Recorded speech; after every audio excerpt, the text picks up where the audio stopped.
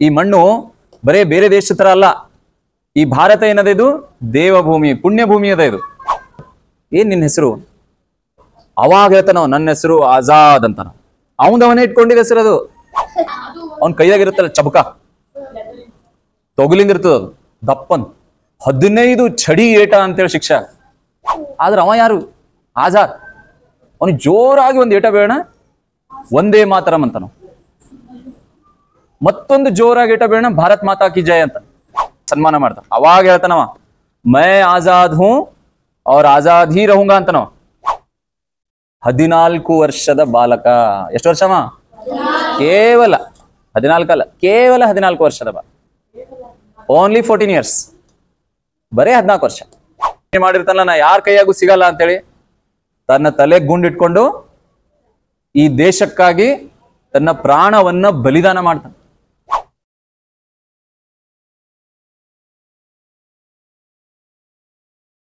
ಚಂದ್ರಶೇಖರ್ ಆಜಾದ್ ಒಂದು ಸ್ಟೋರಿ ಹೇಳ್ತೀನಿ ನಾನು. ನಿಮ್ಮಂಗೆ ಒಂದು 10, 12, 14 ವರ್ಷದವ ಇರ್ತಾನ ಆಜಾದ್. 14 ವರ್ಷದವ. ಎಷ್ಟಿರ್ತಾನ ಆಜಾದ? 14 ವರ್ಷದವ ಇರ್ತಾನ.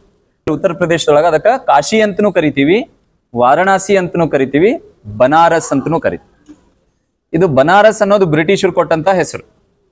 ಬ್ರಿಟಿಷರ್ ನಮ್ಮ ದೇಶಕ್ಕೆ ಬಂದಿರಲ್ಲ, ಅವರು ಬನಾರಸ್ ಅಂತೇಳಿ ಅಂದ್ರ ಅದ. ಈ 3 ಹೆಸರು ಒಂದೇ ಊರಿಂದ. ಅಲ್ಲಿ 14 ವರ್ಷದ ಚಂದ್ರಶೇಖರ್ ಆಜಾದ್ ಮಗು ಇರ್ತಾನ, ಅವನಷ್ಟಿರ್ತಾನೆ ಹೆಚ್ಚು ಕಮ್ಮಿ.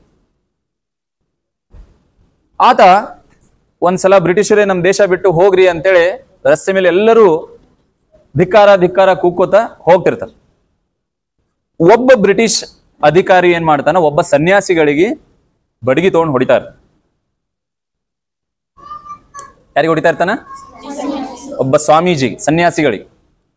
ದೂರ ನಿಂತಿರ್ತಾನ ಆಜಾದ್, ದೂರ ಇರ್ತಾನ ಬಾಳ. ಅವನಿಗೆ ನೋಡಿ ಕೋಪ ಬರ್ತ, ಸಿಟ್ಟು ಬರ್ತ. ನಿಮ್ಗೂ ಬರ್ತದಲ್ಲ? ಯಾವಾಗ ಬರ್ತ? ಅಪ್ಪ ಏನಾರ ಕೊಡಿಸ್ಲಿಲ್ಲ, ನಂಗೆ ಚಾಕ್ಲೇಟ್ ಬೇಕು, ನನ್ಗೆ ಅದು ಬೇಕು ಅಂದಾಗ ಸಿಟ್ಟು ಬರ್ತಲ್ಲ. ಆದ್ರೆ ಅವನಿಗೆ ಯಾವಾಗ ಬಂತು? ಒಬ್ಬ ಬ್ರಿಟಿಷ್ ಅಧಿಕಾರಿ ಒಬ್ಬ ಸ್ವಾಮಿಗಳಿಗೆ, ಸಾಧುಗಳಿಗೆ ಹೊಡಿತಾ ಇರ್ತಾನ. ಅದು ನೋಡಿ ಅವನಿಗೆ ಏಕ್ದಮ್ ಕೋಪ ಬಂತು. ದೂರ ಇರ್ತಾನವ, ಅಲ್ಲಿ ಹತ್ರ ಬರೋಕ್ ಇನ್ನ ಟೈಮ್ ತಗೊಳ್ತಂತ ಏನ್ ಮಾಡ್ತಾನ, ಅಲ್ಲೇ ಬಾಜುನೇ ಒಂದು ಕಲ್ಲು ಇರ್ತದೆ. ಆ ಕಲ್ಲನ್ನ ತಗೊಂಡು ಆ ಬ್ರಿಟಿಷ್ ಅಧಿಕಾರಿ ಇರ್ತಾನಲ್ಲ, ಅವನ್ ತಲೆಗೆ ಗುರಿ ಮಾಡ್ತಾನ. ನಿಶಾನ ಅಂತೀವಲ್ಲ ನಾವು, ಟಾರ್ಗೆಟ್. ಅವನ್ ತಲೆಗೆ ಹೊಡಿಬೇಕು ಅಂತೇಳಿ ಆ ಕಲ್ಲನ್ನ ತಗೊಂಡು ಜೋರಾಗಿ ನಿಂತಲ್ಲಿಂದೆ ಗುಮಾಸ್ ಬೀಡ್ತಾನ. ಅದು ಸ್ಪೀಡ್ ಬಂದು ಆ ಬ್ರಿಟಿಷ್ ಅಧಿಕಾರಿ ತಲೆಗೆ ಹತ್ತಿ ಗಾಯ ಆಗಿ ಬಳ ಬಳ ಬಳ ಅಂತ ರಕ್ತ ಸೋರ್ತ.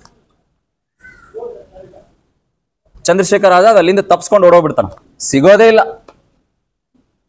ಕಾಶಿ ವಾರಾಣಸಿ ಅದಲ್ಲ, ಆ ಊರೊಳಗೆ ಸಣ್ಣ ಸಣ್ಣ ಗಲ್ಲಿಗಳು, ಸಣ್ಣ ಸಣ್ಣನೇ ಇಷ್ಟಿಷ್ಟೇ ಗಲ್ಲಿಗಳು.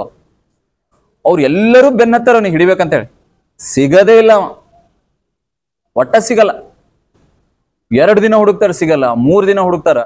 ಆಮೇಲೆ ಒಬ್ಬ ಯಾರೋ ಕಿತಾಪತಿ ಮಾಡಿ ನಮ್ಮ ದೇಶದವೇ, ಇವನೇ ಹೊಡೆದಾನ, ಇವ ಇಲ್ಲಿರ್ತಾನ ನೋಡ್ರಿ ಅಂತೇಳಿ ಬ್ರಿಟಿಷರಿಗೆ ಹೇಳ ಅವ್ನಿಗೆ ಹಿಡ್ಕೊಂಡು ಒಯ್ತಾರ. ಅವ್ರದ್ದು ಕಾಶಿ ಒಳಗ ಅವನಿಗೆ ಹಿಡಿತಾರೆ. ಯಾರಿಗೆ ಹಿಡಿತಾರೆ?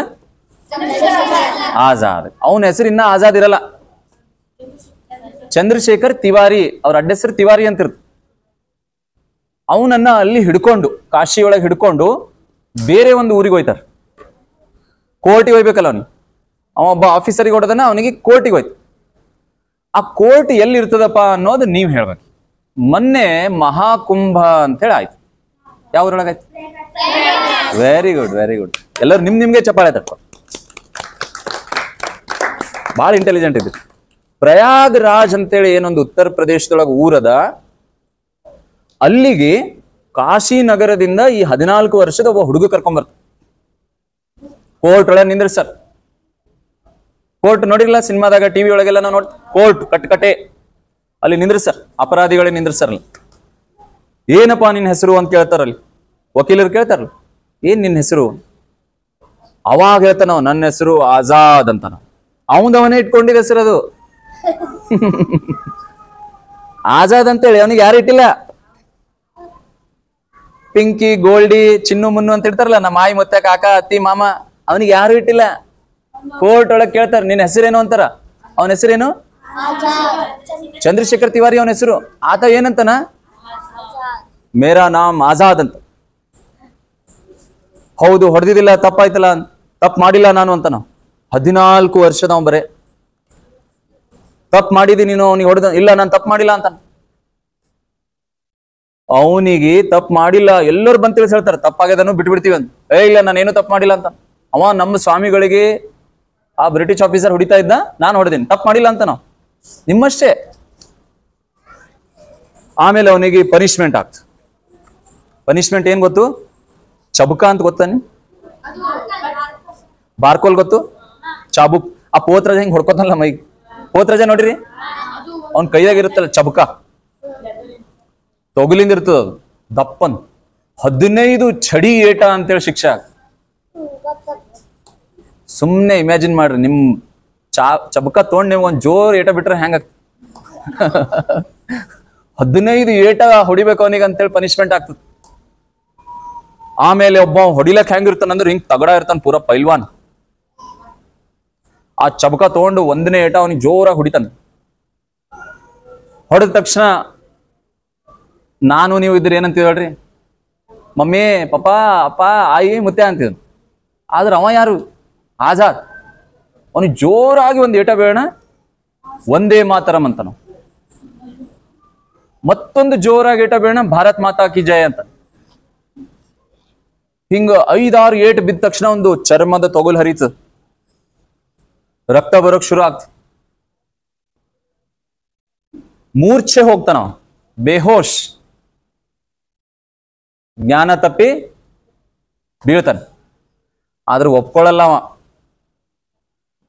ಗೊತ್ತಾಯ್ತಾ? ಆಮೇಲೆ ಅವನಿಗೆ ಕಾಶಿಗೆ ವಾಪಸ್ ಕರ್ಕೊಂಡ್ ಬರ್ತಾರ. ಒಂದು ದೊಡ್ಡ ರೋಡ್ ಚೌಕ್ ಇರ್ತದ ಒಂದು ಕಾಶಿ ಒಳಗ. ಆ ನಡು ರೋಡ್ ಒಳಗ ಒಂದು ದೊಡ್ಡ ಸ್ಟೇಜ್ ಮಾಡಿ ಆಜಾದಗಲ್ಲಿ ಸನ್ಮಾನ ಮಾಡ್ತಾರ, ಹಾರ ಹಾಕ್ತಾರ. ನಮ್ಮ 14 ವರ್ಷದ ಒಬ್ಬ ಹುಡುಗ ಅಲ್ಲಿ ಹೋಗಿ ಇಂತ ಒಂದು ದೊಡ್ಡ ಸಾಧನೆ ಮಾಡೋಣ, ಅವರಿಗೆಲ್ಲ ಮಣ್ಣು ಮುಗಿಸ್ ಬಂದನ ಅಂತೇಳಿ ದೊಡ್ಡ ವೇದಿಕೆ ಮೇಲೆ ಸನ್ಮಾನ ಮಾಡ್ತಾರ. ಅವಾಗ ಹೇಳ್ತಾನವ, ಮೈ ಆಜಾದ್ ಹೂ ಅವ್ರ ಆಜಾದ್ ಹೀ ರಹುಂಗ ಅಂತನವ. 14 ವರ್ಷದ ಬಾಲಕ. ಎಷ್ಟು ವರ್ಷವ? ಕೇವಲ 14 ಅಲ್ಲ, ಕೇವಲ 14 ವರ್ಷದ ಬಾಲಕ. ಓನ್ಲಿ 14 ಇಯರ್ಸ್, ಬರೇ 14 ವರ್ಷ. ಅಂಥ ಚಂದ್ರಶೇಖರ ಆಜಾದ್ ಹುಟ್ಟಿದ್ದು ಈ ಭೂಮಿ ಮೇಲೆ, ಅವನ್ ರಕ್ತ ಸುರಿದಿದ್ದು ಇಲ್ಲಿ.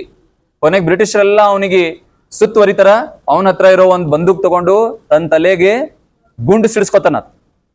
14 ವರ್ಷದವ ಇದ್ದಾಗ ಹೇಳಿರ್ತಾನಲ್ಲ, ಮೈ ಆಜಾದ್ ಹೂ ಆಜಾದ್ ಇರೋಂಗ, ನಾನು ಆಜಾದ್ ಇದ್ದೀನಿ, ಸ್ವತಂತ್ರವಾಗಿದ್ದೀನಿ, ಸ್ವತಂತ್ರವಾಗೇ ಇರ್ತೀನಿ, ನಾನು ಯಾರ ಕೈಯಾಗ ಸಿಗಿಬೀಳಲ್ಲ ಅಂತ ನಾವು. ಮುಂದೆ 26 ವಯಸ್ಸಿನವ ಆಗ್ತಾನೆ. ಅವಾಗ ಬ್ರಿಟಿಷರೆಲ್ಲ ಸುತ್ತುವರಿತಾರ. ಅವನು ಎಲ್ಲಾ ಕಡೆ ಬ್ರಿಟಿಷರ್ ಇರ್ತಾರೆ. ಅವನಿಗೆ ಹಿಡ್ಕೊಂಡು ಹೋಗ್ಬೇಕು, ಅವನಿಗೆ ಗುಂಡಿಟ್ಟು ಹತ್ಯೆ ಮಾಡ್ಬೇಕು ಅಂತ ಹೇಳಿ. ಆತ ಏನ್ ಮಾಡ್ತಾನೆ, ಅವನ ಹತ್ರನೇ ಒಂದು ಬಂದೂಕ್ ಇರ್ತದೆ. ಅವ ಒಂದ್ಸಲ ಪ್ರತಿಜ್ಞೆ ಮಾಡಿರ್ತಾನಲ್ಲ, ನಾ ಯಾರ ಕೈಯಾಗೂ ಸಿಗಲ್ಲ ಅಂತೇಳಿ ತನ್ನ ತಲೆ ಗುಂಡಿಟ್ಕೊಂಡು ಈ ದೇಶಕ್ಕಾಗಿ ತನ್ನ ಪ್ರಾಣವನ್ನ ಬಲಿದಾನ ಮಾಡ್ತಾನೆ. ಅಂಥ ಚಂದ್ರಶೇಖರ್ ಆಜಾದ್ ಓಡಾಡಿದ ಈ ಭೂಮಿ, ಈ ಮಣ್ಣಿನೊಳಗ, ಈ ನಮ್ಮ ದೇಶದ ಮಣ್ಣದಲ್ಲ, ಇದು ಸಾಮಾನ್ಯ ಮಣ್ಣಲ್ಲ. ಈ ಮಣ್ಣಿಗಾಗಿ ಚಂದ್ರಶೇಖರ್ ಆಜಾದ್, ಪೃಥ್ವಿರಾಜ್ ಚೌಹಾಣ್, ಶಿವಾಜಿ ಮಹಾರಾಜರು, ಇಂಥ ಎಲ್ಲಾ ಮಹಾಪುರುಷರು ತಮ್ಮ ಜೀವನವನ್ನ, ತಮ್ಮ ಸರ್ವಸ್ವ ಎಲ್ಲವನ್ನೂ ತ್ಯಾಗ ಮಾಡಿದಕ್ಕಾಗಿ ಇವತ್ತು ನಾವೆಲ್ಲರೂ ಆರಾಮಿದ್ದೀವಿ ಇಲ್ಲೆಲ್ಲ ತಣ್ಣಗ.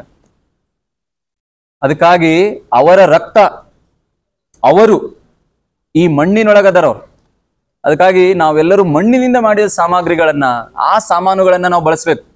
ಈ ಮಣ್ಣು ಬರೇ ಬೇರೆ ದೇಶದ ತರ ಅಲ್ಲ.